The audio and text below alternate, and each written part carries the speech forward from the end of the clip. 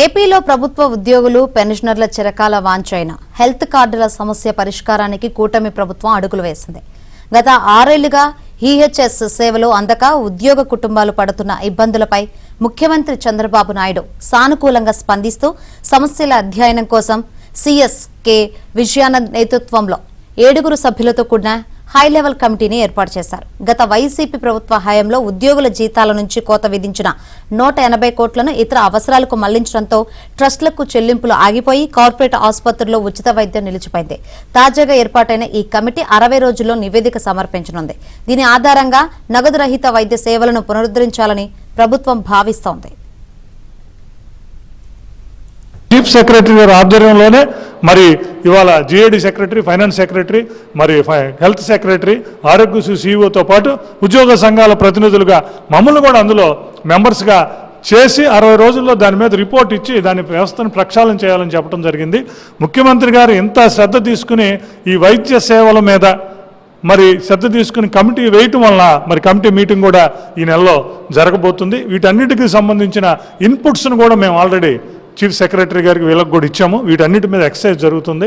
నాకు తెలిసి 60 నుంచి ఒక 70 రోజుల్లో దీనికి సంబంధించిన రిపోర్టు వస్తుందని, దానికి సంబంధించి మేము ఏదైతే ఇన్పుట్స్ ఇచ్చామో అవి ఒకటొకటి చొప్పున ఒక నెలలోనే వీటన్నిటి మీద కమిటీ నిర్ణయం తీసుకునే అవకాశం ఉంటుంది. కాబట్టి ఒక 2-3 నెలల్లో వైద్య సేవల అంశంలో మొత్తం 100కు 100% జరుగుతుందని నేను చెప్పను. కానీ మెయిన్ ఇబ్బంది ఉన్న ఒక 70%, 80% సమస్యల పరిష్కారానికే ఈ కమిటీ కృషి చేస్తుందని, ఏపీ ఎన్జీఓ సంఘం కృషి చేస్తుందని తెలియజేస్తున్నాం.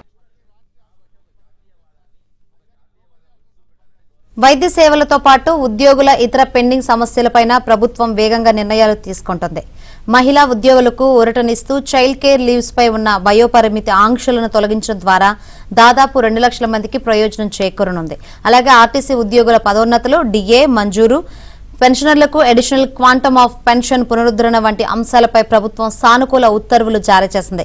సిపిఎస్ రద్దు చేసి పాత పెన్షన్ విధానం అమలు చేయడం, గ్రామ వార్డు సచివాలయ ఉద్యోగుల రెగ్యులరైజేషన్ వంటి అంశాలపై కూడా సీఎం హామీ ఇచ్చారని ఏపీ ఎన్జీఓ అధ్యక్షుడు విద్యాసాగర్ హర్షం వ్యక్తం చేశారు.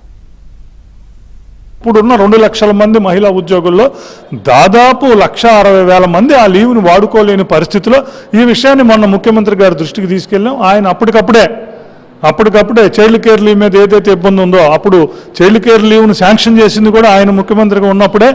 ఏపీ ఎన్జీఓస్ శ్రీకాకుళం మహాసభలో మరి చైల్డ్ కేర్ లీవ్ మహిళలకు ఇచ్చారు ఆయన. మరి దాని మీద పరిమితి ఉండటం వలన ఇబ్బంది అయింది. ఇప్పుడు మళ్ళీ ఆ పరిమితిని తొలగిస్తూ నిన్ననే ఉత్తర్వులు ఇవ్వటం అనేది 2 లక్షల మంది మహిళా ఉద్యోగాలు, అలాగే ఎన్జీఓస్ మహిళా విభాగాలన్నీ వారి ఆనందాన్ని వ్యక్తం చేస్తున్నాయి. దానితో పాటు ఆర్టీసీ ఉద్యోగులకు ప్రమోషన్ 3.5 సంవత్సరాల నుంచి పెండింగ్ ఉంది. మరి దాన్ని కూడా మొన్న సమావేశంలో చేసాం. దానికి కూడా ఉత్తర్వులు వచ్చినాయి, డిఏకు ఉత్తర్వులు వచ్చినాయి. అందులో ఇబ్బంది వస్తే సవరణ ఉత్తర్వులు కూడా తీసుకురావడం అనేది జరిగింది.